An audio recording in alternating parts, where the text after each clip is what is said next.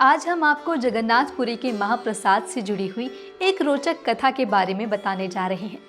ऐसा कहा जाता है कि श्री हरि के महाप्रसाद को ग्रहण करने से भक्त उनकी माया शक्ति पर विजय प्राप्त कर सकते हैं। इसी प्रसंग को लेकर नारद मुनि की एक सुंदर कथा मिलती है।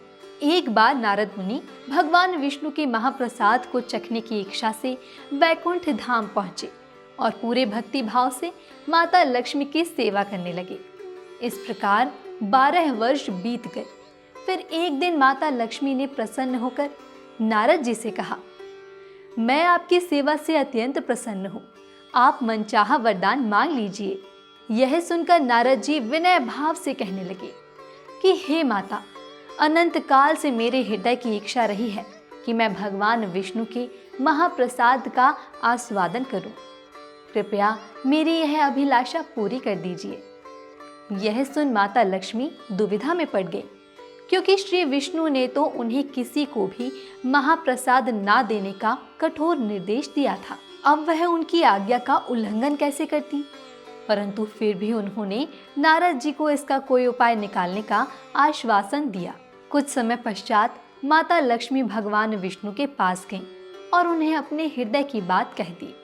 माता लक्ष्मी ने श्री विष्णु से कहा कि उन्होंने भूलवश नारद मुनि को भगवान का महाप्रसाद देने का वचन दे दिया है।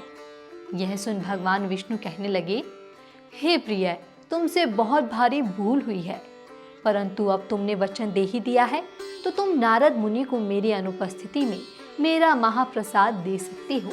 इसके बाद जब नारद मुनि को प्रसाद दिया गया, तब महाप्रसाद के स्पर्श मात्र से ही उनके तेज और आध्यात्मिक शक्ति की वृद्धि हुई और उन्हें दिव्य भाव की अनुभूति होने लगी।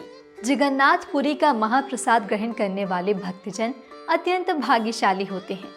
तो यह थी जगन्नाथपुरी के महाप्रसाद से जुड़ी सुंदर कथा। आशा है आपको यह सुनकर आनंद की प्राप्ति हुई होगी। जगन्नाथपुरी से जुड़ी अन्य जानकारी प्राप्त करने के लिए श्री मंदिर ऐप पर अवश्य जाएं।